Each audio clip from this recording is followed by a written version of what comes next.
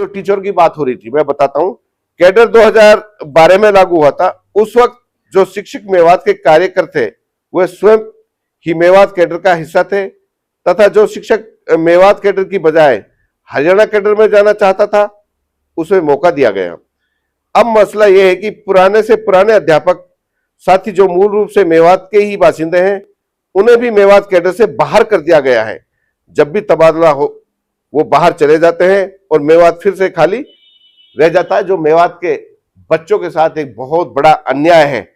जो हमारा जो पूर्व मुख्यमंत्री चौधरी भूपेंद्र सिंह हुड्डा ने जो मेवात कैडर बनाया है उसकी भाजपा सरकार ने धज्जियां उड़ा दी है, और हमारे बच्चे का यह हाल है कि आज स्कूलों में टीचर नहीं है, कहां से शिक्षा लें, किस कंप्यूटर पास करें।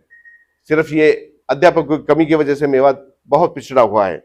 मैं आपको बताना चाहता हूं, जो माननीय पूर्व मुख्यमंत्री हमारे मनोहर लाल खट्टर जी ने स्टेचू लगाया था, मगर सही खिराजे अकीदत तो माननीय मुख्यमंत्री चौधरी भूपेंद्र सिंह हुड्डा जो पूर्व में हरियाणा प्रदेश के मुख्यमंत्री हैं, अपने कार्यकाल में शहीद हसन खां के नाम से मेडिकल कॉलेज बनाकर मिसाल पेश की।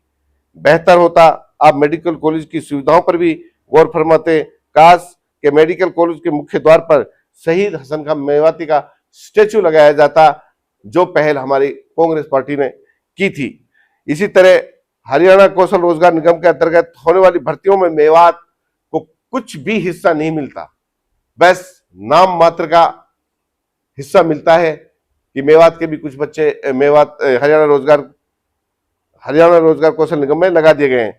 बुजुर्गों की पेंशन की बात की जाए, बुजुर्गों को पेंशन नहीं बल्कि सीएससी सेंटर के टेंशन बना के रख दिया है। बुजुर्गों को धक्का खिलाई और जूती घिसाई ऑनलाइन से बढ़ गई है। काश कि हम अपने बुजुर्गों का सम्मान करते, उन्हें भी कोई राहत देते। इसी तरह से आप लोगों को मैंने मेवात यूनिवर्सिटी के बारे में बता दिया। हमारी बहुत पुरानी मांग थी, हमारे बच्चे हिसार और रोहतक सिरसा तक जाने को पढ़ने के लिए मजबूर हैं। यदि मेवात में भी एक स्टेट यूनिवर्सिटी बनती, जिसके लिए मैंने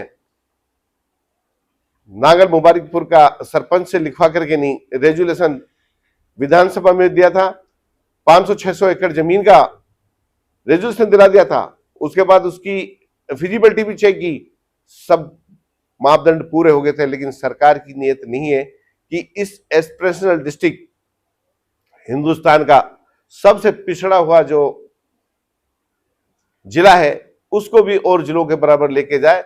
सरकार की बिल्कुल भी मंशा नहीं है मेवात में विकास कराने की। और ड्रग, आपको पता है जो इलेक्टोरल बॉन्ड का खेल इस भाजपा सरकार ने खेला, आप लोगों के सबके सामने है। ड्रग टेस्ट में फेल दवा कंपनियों ने भाजपा को क्यों करोड़ों के इलेक्टोरल बॉन्ड दिए, क्या कारण था? जिन दवाई बनाने वाली कंपनियों को उनका सैंपल टेस्ट किया गया, जब सैंपल टेस्ट फेल हो गए तो उनको करोड़ों रुपयों के इलेक्टोरल बॉन्ड खरीदने को मजबूर किया। भाजपा सरकार की मंशा ठीक नहीं है। मरीजों के जीवन के साथ सरकार बहुत बड़ा खिलवाड़ कर रही है। जिन कंपनियों के टेस्ट फेल हो जाते हैं उन्हीं को ये इलेक्टोरल बॉन्ड खरीदने को मजबूर करती है। मैं ये कहता हूं, इन सभी घोटालों की जांच सुप्रीम कोर्ट के सिटिंग जज से कराई जाए ताकि दूध का दूध पानी का पानी हो जाए। इसी तरह 18 कोऑपरेटिव कंपनियों को केंद्र या भाजपा शासित राज्य सरकारों की तरफ से कई प्रोजेक्ट की मंजूरी मिली। बाद में उन कंपनियों को भाजपा को चुनावी बॉन्ड के 2004 करोड़, सॉरी मैं इसको ठीक करूंगा, 2004 करोड़ रुपए के चंदे के बदले प्रोजेक्ट में कुल 3.8 लाख करोड़ रुपए मिले। ये कितनी बड़ी बात है।